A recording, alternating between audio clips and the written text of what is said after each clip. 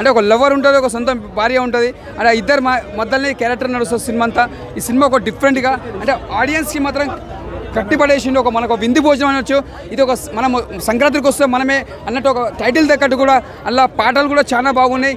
గోదావరి చిల్క పాట కూడా అది చాలా కొత్తగా ఉంది, ఒక డిఫరెంట్ ఉంది. ఎక్కడ చూసినా బోరింగ్ లేదు.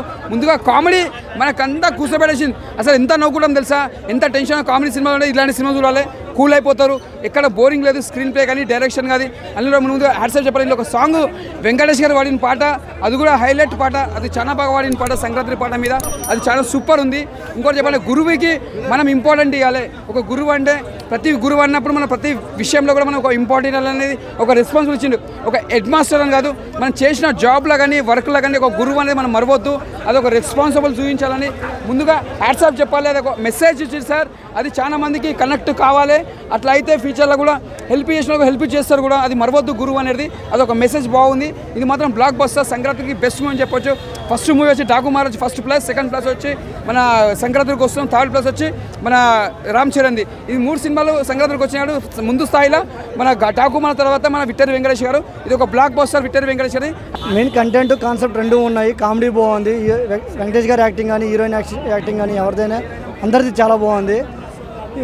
మెయిన్ మగవాళ్ళందరూ చెప్పేది ఏంటంటే పెళ్ళికి ముందు మనం ఏం చేసామన్నది పెళ్ళి అయిన తర్వాత భార్యకి చెప్పకూడదు. చెప్పాలి అంటే చాలా ఆలోచించి వాళ్ళు ఏ సిచ్యువేషన్లో అడిగినా మనం చెప్పకూడదు అన్నది మెయిన్ చూపించాడు.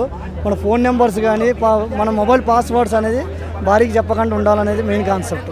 గోదావరి గట్టు సాంగ్ మనకి మూవీ రిలీజ్ ముందు సాంగ్ ఎట్లా ఉందో సేమ్ అట్లానే ఉంది. మనం సాంగ్ చాలా బాగుందండి, అసలు చెప్పుకోలేము.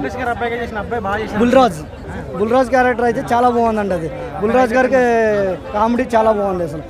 అదే చెప్తున్నాను కదా, ఏ ఆర్టిస్ట్ జూనియర్ ఆర్టిస్ట్ నుండి హీరోయిన్ల వరకు ఎక్కడ ఎవరి క్యారెక్టర్ కూడా బాగాలేదని చెప్పడం లేదు. అందరి క్యారెక్టరైజేషన్ చాలా బాగుంది. అనిల్ రావుపూడి గారు అందరికి ఏ ఒక్కరికి తక్కువ లేకుండా అందరి క్యారెక్టరైజేషన్ చాలా బాగా తీసుకొచ్చి సినిమాకి బాగా హైలైట్ చేశారు, న్యాయం చేశారు. నేను కష్టపడి 74 డేస్లో సినిమా షూటింగ్ చేసి ఇంత కష్టపడి తీశారా, ఇంత హైప్ క్రియేట్ అయింది అనేది చాలా గ్రేట్. అనిల్ రావుపూడి గారు నా జోహార్లో నా హ్యాట్సాప్.